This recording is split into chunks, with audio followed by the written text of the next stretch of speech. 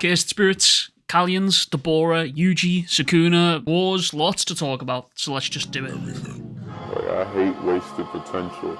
That shit crushes your spirit. It really does. It crushes your spirit. Before we get into this video, I would just like to ask you all to like and subscribe. Follow me on Instagram if you want to see some cool manga colorings and some Jujutsu Kaisen fan art. Been trying to grow that as a little side project. Appreciate you. Anyways, there is a lot to talk about, so I'm going to change up the video and the pacing a little bit here.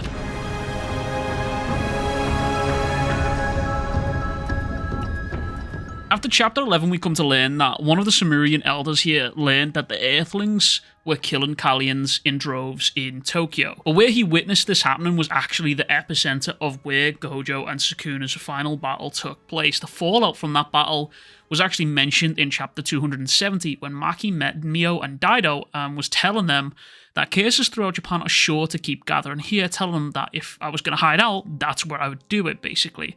Not only is this important for continuity's sake, it's also important for something else that I've been referring to since this series started. Just like in Jujutsu Kaisen where we saw Yuji and Sukuna and their ideals clash, and so too are we going to see the clash of ideals happen within the battle that is surely coming. You see, Gege has done something extremely interesting to me by setting up this Kallians and cursed spirits plot point here. At earlier points in the series, Maru and Tsurugi both witnessed this older curse user spawn what Tsurugi thinks might be either a guardian spirit or a Shikigami, and Maru on the other hand refers to this as a Kallian, leading us, the audience, to believe that Maru is seeing what we believe is either a Shikigami or a guardian spirit. It's kind of like a bluff, which leaves us with the conclusion that the Sumerians might not be so different from us after all. This, coupled with the information that later on they see these Kallians as revered by the Lumelians here. And we come to find out that in this very chapter, Maru's middle name was actually bestowed upon him by the Kallians from his village. But these types of Kallians are a little bit different. They're Kallians who have been around for several thousands of years, and when I heard this, I instantly thought of the disaster cases that are formed from the fears of humans and natural disasters, and have more than likely been around for a long time before deciding to act. But this then brings me around to the most interesting point of the series, something that I don't think we've considered, no one that I've seen consider. Throughout the entirety of Jujutsu Kaisen, we have been shown that while these cases have complex emotions and goals like that of a human, we are taught that ultimately their goals are wrong and immoral. But from the case's point of view, the human's goals are also wrong and immoral and incorrect. And I want to draw your attention to a conversation that happened between Mahito and Yuji. Quote, "You are me, Yuji Itadori. I kill without second thought, just like how you save people without a second thought. The instincts of a case against the so-called dignity obtained by human reason. Tell me, Yuji Itadori, have you ever stopped to count how many cases you've killed?" Chapter 12 of Modulo serves to recontextualize a lot of what happened between Mahito and Yuji, because we have spent our entire time during the story knowing that Mahito was wrong, and we were rooting for Yuji to win, but we've never seen the story unfold where there was a group who as a civilization grew up with cursed spirits, revered them, and had them deeply ingrained into their culture, and were even protected by them. And now those same people are now on Earth, finding themselves trying to coexist with humans who have lived their entire life eradicating cursed spirits, believing that they are wrong, immoral, incorrect, and unsavory for society. And they're doing it for the greater good. Which now brings me back to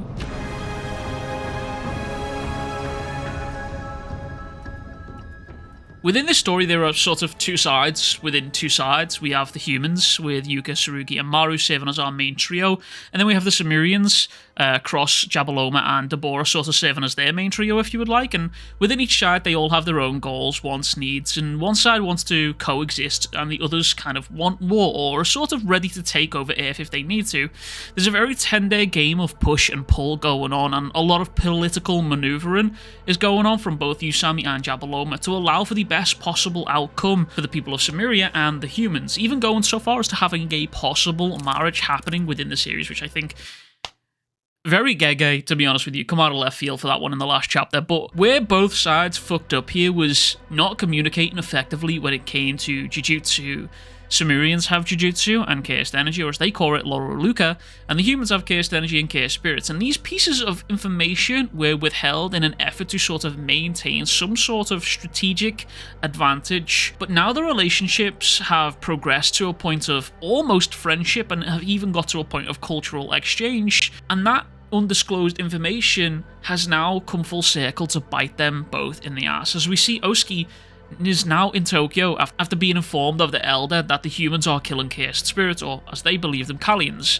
And it's here that we're shown a little bit more information on the cursed spirits and the Sumerians' relationships. While cursed spirits aren't exactly Kalians, they are as close to it as they can get, and Osuke sees them as nonetheless. He sees them as Kalians, even being seen treating one as if it's some sort of dog, I guess, having what I can only describe as a conversation with it. Now, this is worth mentioning because a lot of you may have forgotten, but cursed spirits can indeed talk. We've seen it many, many times, but 90% of them cannot talk effectively to communicate and hold full conversations. It's often just random words from like their past or just random bits of information. We saw it a lot throughout the series, but Osuke here seems to be having a full-blown conversation with this particular spirit. Now, I need to talk about the imagery used here because Osuke might be having a conversation with this cursed spirit, but the way this cursed spirit is drawn and depicted by Yuji Iwasaki is almost like it's trying to taste or eat him, and that is, I find, very, very worrying.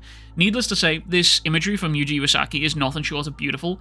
I think this opening panel of Tokyo that has now been abandoned and this cursed spirit is just really haunting, very horror-type vibes. And lately I'm finding myself struggling trying to decide which art style I'm preferring more, which is either Gege's art style or Yuji Iwasaki's. And I think it's a very close tie between them. Let me know what you think in the comments below. Which art style are you preferring? Anyways, I think now it's time to talk about the top.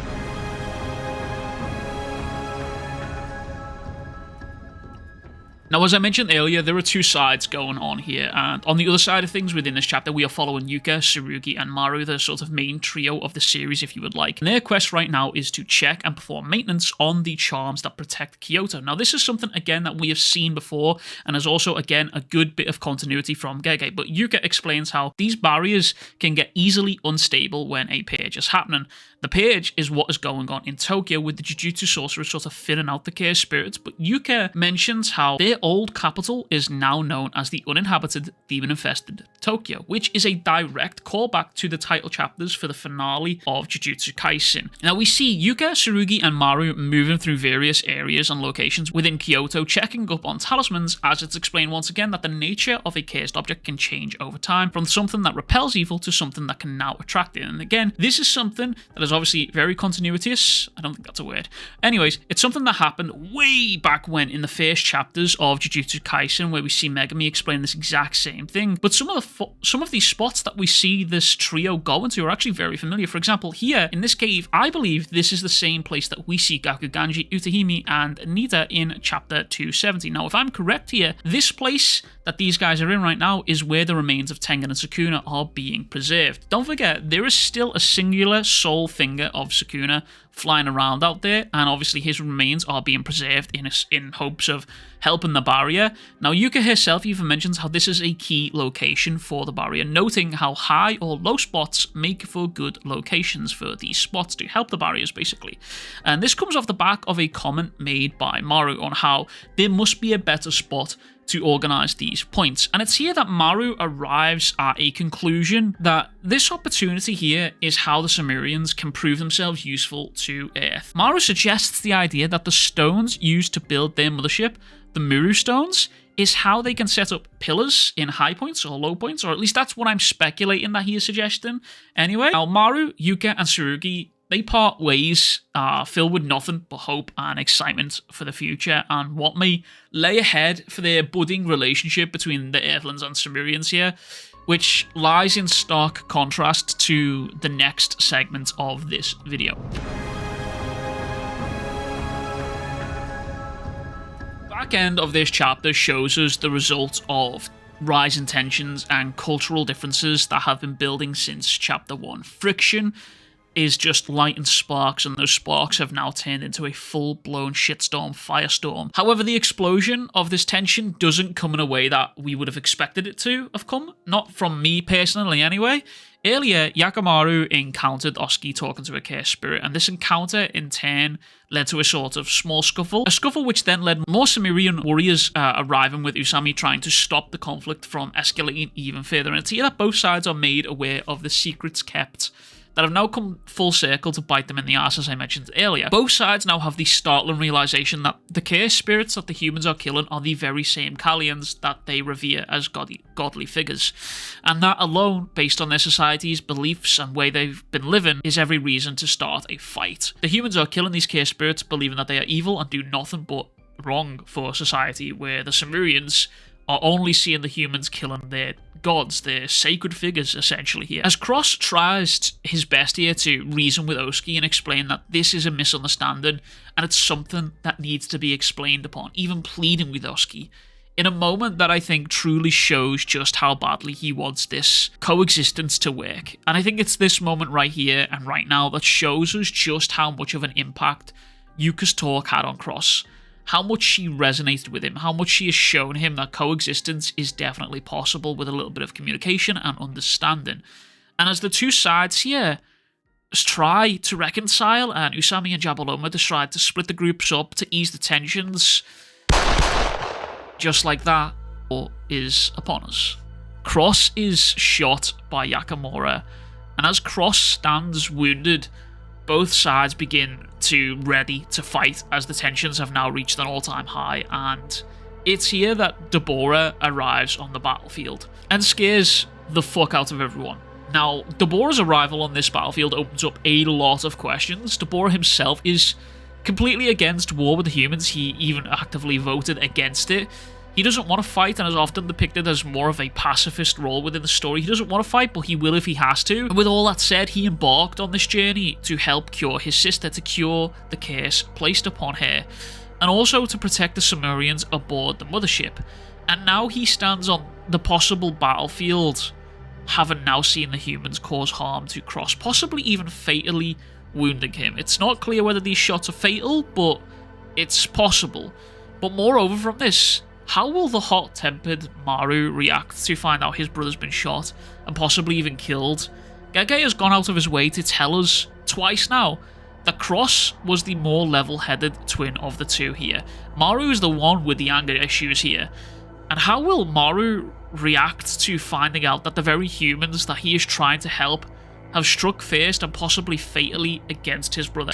Whatever happens now, I'm sure we're going to be in for a very, very bumpy ride. And I'm really excited to see what Gege draws up for us, what he writes up for us. Anyways, with all that said, let me know what you guys thought of the video and the chapter in the comments down below. Please be sure to like and subscribe. I hope you enjoyed the new sort of format of the videos, trying to condense them down a little bit. Follow me on Instagram if you want to see all sorts of cool artwork, and I'll catch you guys all in the next one. Much fucking love. Big fucking kisses. Peace.